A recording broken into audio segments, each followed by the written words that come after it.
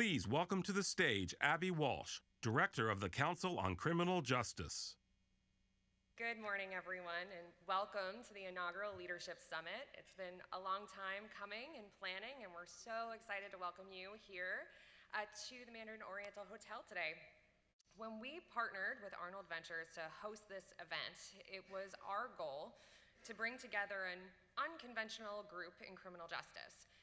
In our field, I think you would agree that we spend quite a bit of time sitting together in rooms like these. There are rooms for researchers, for law enforcement, for technical assistance providers, for the right on crime, for the smart on crime. But this group, this room, was designed to be a little bit different. It was designed to pull all of those perspectives together at once and create a cross-section of leaders, thinkers, and doers who don't often sit in one room together. If you look around, or if you review the participant list in your app, I hope you'll agree that we hit our mark. But bringing all of you together today isn't our measure of success. We have not succeeded unless we engage you in meaningful, thoughtful dialogue about the direction of our field. Our agenda today is designed to do just that. Throughout the day, we'll discuss the forces shaping criminal justice policy and practice today. We'll hear about innovative approaches to some of the most challenging issues in our field: mental health, violence, and recidivism. We'll hear how reform doesn't always turn out as planned, and how politics continues to rear its head, even on an issue with broad bipartisan agreement. But perhaps we're most excited about lunch. Today, the Council's Federal Priorities Task Force will unveil its draft recommendations. Over lunch, you will have the opportunity to shape those recommendations in discussion with your expert colleagues and table mates. And speaking of expert colleagues, it is now my pleasure to introduce to you the two-time leader of the Office of Justice Programs and the chair of the Council of Criminal Justice Board of Directors, Laurie Robinson.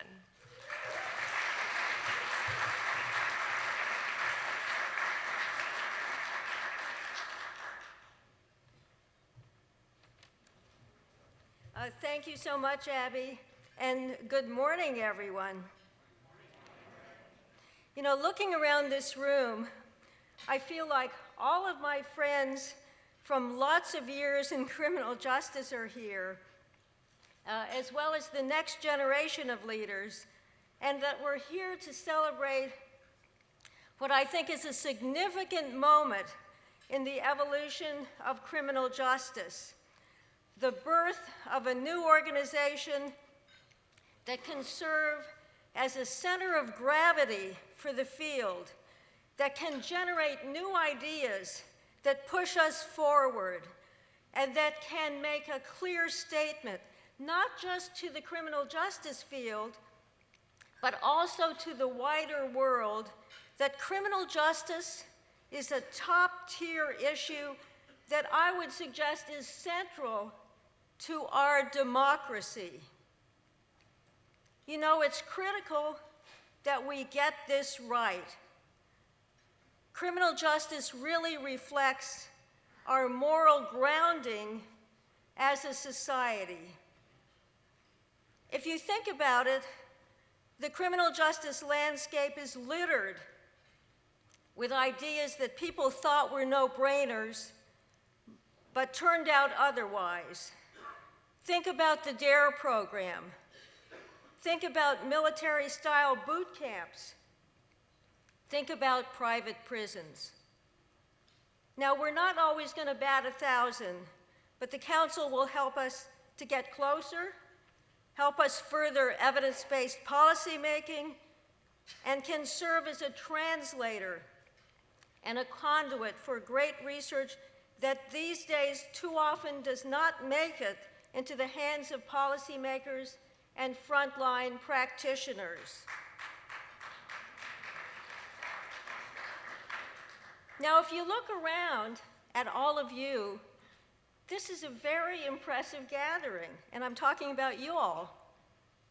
And I think you're here because you do care about continuing to improve the system, and more importantly, to improve justice.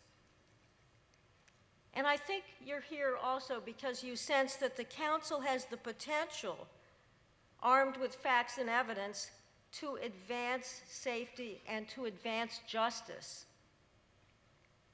Now, people do ask me why, with so many other organizations already working in this space, why we need another one, and why now. Well, I've been involved in the criminal justice field for a lot of years, and I'll tell you, I've never seen a time when there's so much broad public interest in our issues. And as we also know, of course, there's really genuine bipartisan interest in supporting addressing them. But in that environment, one thing that's vital is national leadership. And in my view, the council, with its broad base, has the potential to provide that leadership and offer fact-based, credible solutions.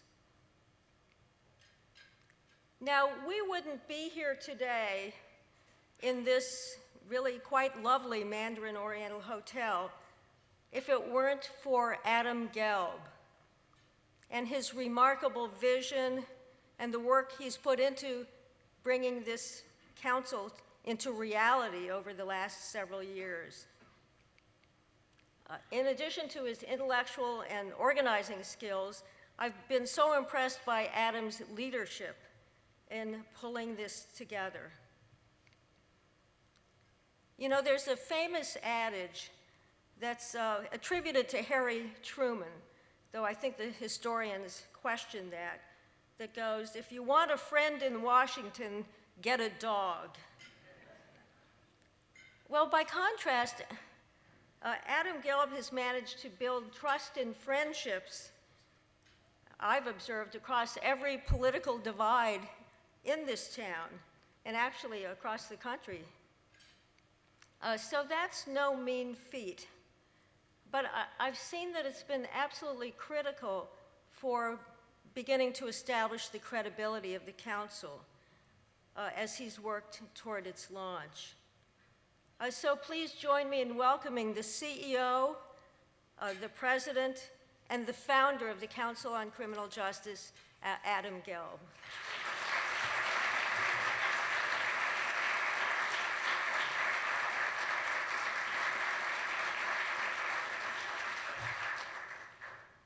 Don't get a dog. Laurie, thank you so much.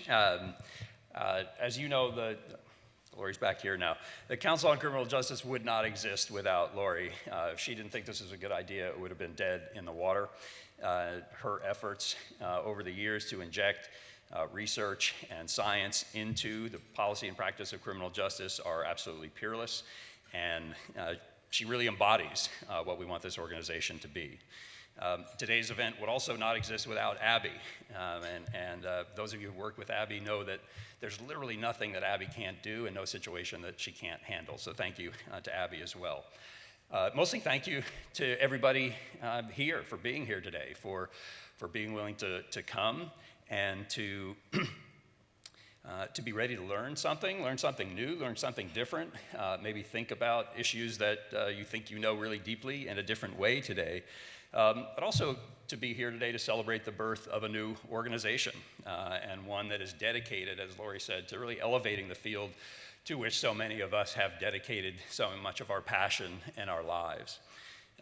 The genesis, the real driving idea behind the Council on Criminal Justice is just two things: research and relationships. First, research. As you all know, there's been an incredible expansion of research and knowledge and technology over the years. The pace of change is tremendous. When I started my career as a reporter, a police reporter in Atlanta, there was a guy who stuck pins in the wall on a map to find out where crime is. Today, you can find a serial killer by analyzing the DNA from one strand of hair. We used to think it was a good idea to send people out the prison gate with nothing more than a bus ticket and the clothes on their back. Now we understand that's not really the best way to reduce recidivism. And as part of this growth of knowledge, we have been in a period now where crime and incarceration have been falling for 10 years in a row now. We had this assumption that for a long time that if you wanted crime to keep going down, prisons had to go up, and that's been exposed now for the last decade as a false choice among many false choices that we've had in this field over the years. And I think what that's done is created across the country a real thirst for knowledge and about what works and what doesn't, a real sense and understanding that good intentions aren't good enough, that we have to have facts and data to drive policy debates in this area, and that they have to come from credible and trustworthy sources. So we have to meet that demand, and that's what we want to do. We want to help generate the research to power these discussions. We want to help translate it for practitioners and policymakers and opinion leaders, and we want to do that across the broad scope of issues to make sure that the debates are grounded in what is factual and not just fashionable. As much change as there's been on the research front, I think it's been even more striking when it comes to relationships. This, as you all well know, used to be one of the most divisive issues in American politics. And I don't think launching an organization like this would have been possible 10 years ago, maybe even just 5 years ago. But today there's broad agreement across the political spectrum that the system is producing neither enough safety nor justice, that we need deep reform. And there are people working together across the aisle in city halls and state capitals and even here in Washington to get us there. We've got to foster those relationships. We've got to sustain and build on them. And that means creating an ongoing permanent forum for diverse voices across all the different sectors of the field, across ideologies, and across the different disciplines. And particularly, we've got to elevate the voices of those who are and have direct experience with the system. And that is both people who work in the system and who are directly impacted by it. It means creating, as Laurie said, a crossroads or a center of gravity for the field that allows us to ask the tough questions and to seek honest answers without demonizing people who disagree. So that's what the council is really about, the combination of those two things, research and relationships. And our mission is simply stated to advance the understanding of the policy choices facing the nation and build consensus for solutions that enhance safety and justice for all. I see that consensus and commitment to data-driven policymaking as the lifeblood of this council, and it's embodied by the incredible talent and accomplishment of the leaders and innovators who make up our boards of trustees and directors, and no more highly symbolized by Sally Yates and Mark Holden, who are the co-chairs of our advisory board of trustees. Now, make no mistake, all of our board members don't agree about everything, far from it. And there's no pretense here that everybody, not only on leadership, but who will become a member of the council will agree about everything. We're not a traditional coalition or advocacy organization, but I think what we do share is a commitment to grounding criminal justice policy discussions in facts and evidence and fundamental principles of justice, and to doing the hard work that it takes to tackle and overcome differences and drive change. Now, despite kind of all this kumbaya I'm throwing at you here and all the progress that's been made, many of us have a nagging sense that we are living on borrowed time here, that we're just one terrible case away from returning to the days of Willie Horton. And we can't let that happen. Criminal justice is just too important, too central to the well-being of the nation, to our democracy, to our communities, for that to happen, for this moment that we're in to be just a moment, a passing fad. We need to capture it. We need to set a new expectation, an even higher standard for how criminal justice policy is made, and to nurture those relationships across the aisle and among leaders across the field so that we sustain this momentum for years to come. And that seems so much more important today. We're in such polarized times. We just need solidly nonpartisan institutions where people of good faith can come together, discuss issues based on facts, and come to consensus on the vital issues of the day. And what an incredible irony it is that an issue that used to be really the very symbol of partisan warfare in this country can be something that now binds us together. So that's what we hope the council will do, be the glue that helps hold the field together and that avoids paralyzing and cannibalizing debates between transformation and tinkering. I think we can do that by dreaming big about the future and also plotting out the practical, concrete next steps that we, that we need to take to get us from here to there. So, as Abbi said, that's our vision for the long term and also our goal for today, to get a step closer to that vision. And we're asking for your help to do that. It's a little bit of a crazy, kind of risky idea to throw out a set of draft recommendations to 200 people and let you chew on them and hopefully help us make them better, but that's how we roll. We roll risky. We could have picked any number of topics for the Council's first task force. We picked the federal system precisely to test where the political boundaries are. What should the next steps be? How big should they be? How big can they be? What does the research support? What do the politics support? And how can we keep this positive feedback loop going between Washington and Sacramento and Austin and Atlanta? We need your input today on those critical questions, and we hope we can map out those concrete, actionable, and practical next steps that will bring us closer to the justice system our country needs and deserves. Now, today was a culmination of a lot of things over a long period of time, experiences and friendships. And I treasure few more than I do that with Jeremy Travis.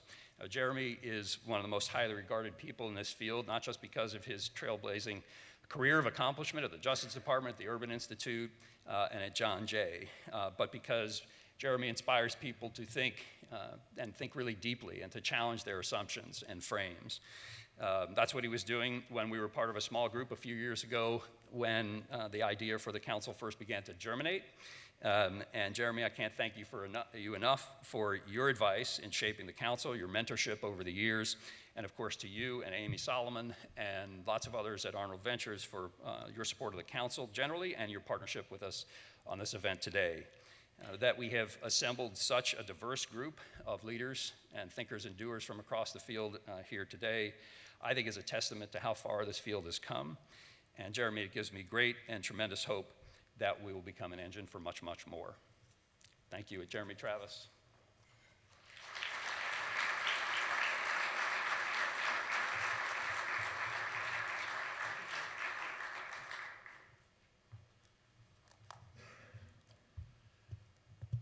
Good morning, everyone, and nice to see all of you. And it is a family reunion, so it has a very special meaning to be with you this morning. I want to just depart from my welcoming remarks just to make an observation, and I hope you'll allow this. We're coming together in the nation's capital at a very, very difficult time for our country and our democracy, and we're reminded of that in different ways every day. We were reminded of that particularly powerfully this morning when we received news of the passing of Elijah Cummings. And I wanted to just share with you a quote of his that I think is appropriate for our gathering this morning, and then after that ask for a moment of silence. So there's this wonderful moment when Michael Cohen was testifying before the committee that Representative Cummings chaired, and I think you've seen that clip, but I just want to lift up one of the quotes from that just remarkable extemporaneous statement from the chairman. He said, it's time for us to get back to our democracy so we can pass it along to our children so they can do better than we did. And with that inspiration and aspiration for our time together, I just ask for a moment of silence in his honor.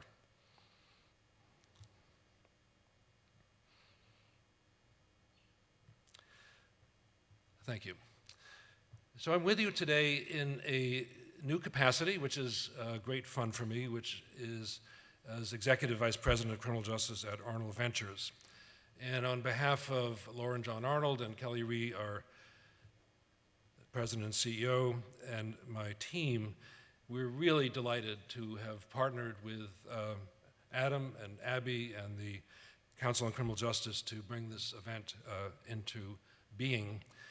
Arnold Ventures, as you might know, is a relatively new philanthropic endeavor. Our tagline, which I love, is we seek to maximize opportunity and minimize injustice We do work across a number of domains, and criminal justice is one of those domains. And the team that I work with is working on a number of activities, all of which very neatly captured in some takeaways on your, if you've downloaded the app for this conference, you'll find it. So I encourage you to get to know us better.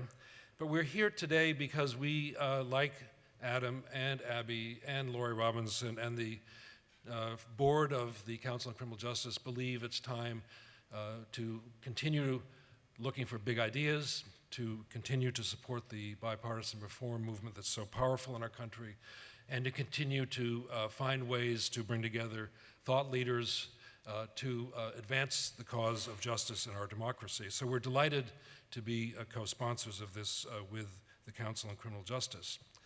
You'll see our folks around today. Please introduce yourselves. They'll be at the tables during lunch, facilitating discussion. Kevin Madden, my colleague who oversees our advocacy work, will be here to facilitate one of the panels. But we hope to be working with you, more importantly, not just funding the activity, but working with you in the months and years to come. So please count us as being a partner in this work. But most importantly, I'm here personally to congratulate my friends, Adam and Abbi and Laurie and all of you who have launched the Council on Criminal Justice. This is a great moment. As Laurie said, why do we need another organization? We need another organization because it's important to keep the momentum. So what will be obvious, I hope, today is that the Council on Criminal Justice is what we would call a big idea. So it's Adam's idea, he gets credit for it, others have made it possible, but it's a big idea coming at the right time. I like the idea of bringing people together to be skeptical and maybe heretical about conventional wisdom. And certainly the papers that you've seen, the review of the '94 Crime Act, the agenda for federal leadership qualifies as being sort of curating big ideas, and we need forums for this. We just need ways to bring people together to exchange best thinking. But we need this particularly now. So that's what I'd like to just focus on. Why now? So if you ask ourselves, as we do, so where have we been over the past 40 or 50 years? And this is the video that I get to introduce will highlight this point. We've been on a difficult journey in our country in thinking about criminal justice policy. It has not been a pretty picture. We've quadrupled the rate of incarceration in our country, unlike any other democracy in the world. We have similarly increased the level of state control over people through expanding supervision and policing practices. And some of this has been very damaging. And we have to be very candid about the damage done to our democracy, the damage done to individuals, and particularly the damage done to our aspirations for racial justice. So when we look back at our history, we have to think about how did we get here? So if the Council on Criminal Justice can answer that question, not answer it, but help us think about it, and think about how do we move beyond here, that'll be a great service. Part of that, of course, is a question of research, which I always like to favor, but it's also a question, as Laurie so articulately and eloquently argued, it's a question of our values. What are the values? What are the normative principles that will guide our way forward? National leadership is important to articulate those normative principles. We also live in an era of bipartisan reform. We want to hold on to this. I'm a firm believer that this is what's gotten us to this point and move beyond it. But I want to challenge us also to think more ambitiously than reform. So I think one question that we'll talk about over the time together is whether this is the end of or continuation of a reform era, that would be a good thing, or whether we're really on the cusp of an era of asking transformative questions. What would justice look like if we did things quite differently? You'll hear from Bruce Western later in the day, and he and I have founded something at Columbia called the Square One Project. We have two taglines. One is we like to reimagine justice. That's a very important sort of intellectual exercise. It really brings in new voices to this discussion, so it's not just system actors. Our other tagline is we don't tinker. So if you think we don't tinker, we're not just doing things at the margin, we're going right to the core of what justice should be. What does safety look like? How do we engage communities? How do we engage other government services in the provision of safety and justice? And we're not just reforming a system that has not served us well, then we've done something really important for the country. So I really encourage that type of thinking today. I'm delighted to be with all of you at this very important moment in our country. and ask you to keep Representative Cummings' admonition to heart that we are really asking, what is the democracy that we pass along to our children?